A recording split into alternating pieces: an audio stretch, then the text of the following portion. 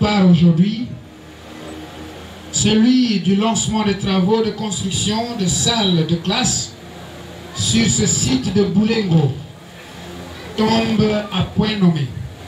Alors que nous sommes en quête permanente de solutions appropriées pouvant placer nos enfants en situation d'urgence dans des conditions adaptées pour assurer la continuité de leurs apprentissages.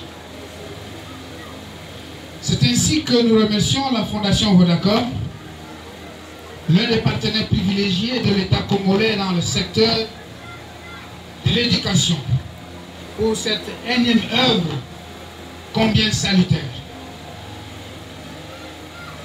Nous tenons également à remercier la structure FHI 360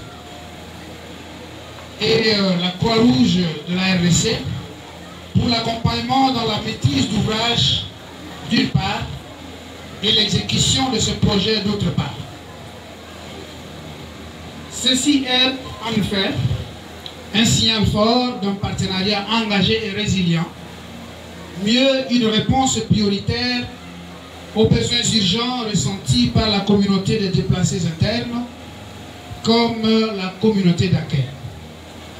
Cet appui s'inscrit dans la droite ligne de disposition de la stratégie sectorielle de l'éducation et de la formation visant la mitigation des risques potentiels à travers le renforcement des dispositifs visant à endiguer le principal risque, celui de la discontinuité de l'éducation.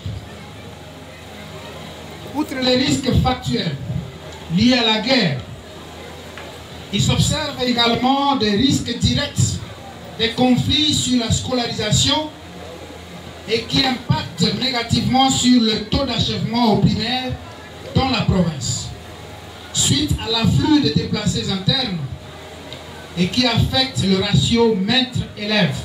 Et nous avons appris ici, dans le discours de Madame la représentante de FHI, que dans une des salles de classe, ou dans chacune des salles de classe, il y avait au moins plus de 150 élèves.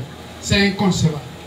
Et donc, Madame la responsable de la Fondation Vodacom, chers maîtres d'ouvrage, distingués invités, la construction de ces 10 salles de classe en plus de 20 déjà existantes vient en appui aux efforts du gouvernement congolais pour booster la promotion d'un système éducatif plus équitable et plus inclusif. Nous osons espérer qu'à la rentrée scolaire prochaine 2024-2025, nous reviendrons sur le même site et avec vous bien sûr, pour cette fois-là, la remise de ces ouvrages aux bénéficiaires. Nous sollicitons tout de même l'accompagnement des autorités locales, étatiques et non étatiques, ainsi que la communauté elle-même, pour l'achèvement de cet ouvrage dans les délais requis. Cet accompagnement souhaité visera prioritairement à garantir la sécurité maximale sur le site pour éviter les dégâts de toute nature tendant à saboter les efforts et moyens mobilisés pour cette fin. Une fois de plus, merci pour votre présence et surtout pour la délégation de la Fondation Vodacom de Kinshasa, la professeure Raissa Malou Dinanga, au nom du comité provincial que j'ai l'honneur de présider et au mien propre, je réitère mes plus vifs et sincères remerciements à la Fondation Vodacom et à FHI 360 pour cet apport combien bénéfique à notre sous-secteur. Merci beaucoup. Merci, tout à Sanguilia Haute. À travers le secteur de l'éducation, c'est vraiment un honneur et puis une grande satisfaction puisque vous savez, comme vous veniez d'entendre dans le mot de la représentante de FHI. Ce site ici de Boulengo accueille au moins 21 écoles et c'est pas facile. C'est pas une chose facile. Et je peux dire que de loin les besoins sont encore là, ressentis, puisque même avec les 20 classes qui sont déjà construites et fonctionnelles, et les 10 autres que Vodacom vient appuyer, le besoin sera très loin d'être résolu.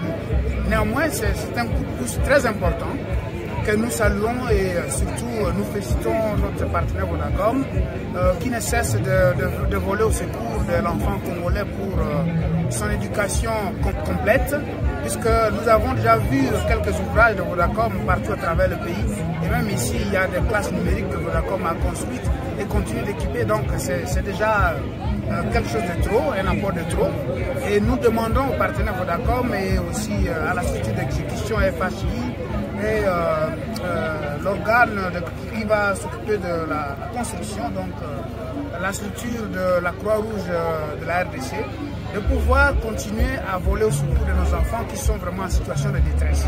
Vous savez, ce n'est pas facile pour les enfants qui sont déplacés de leur milieu naturel et se retrouvent ici, de pouvoir reprendre conscience et puis étudier avec beaucoup de facilité.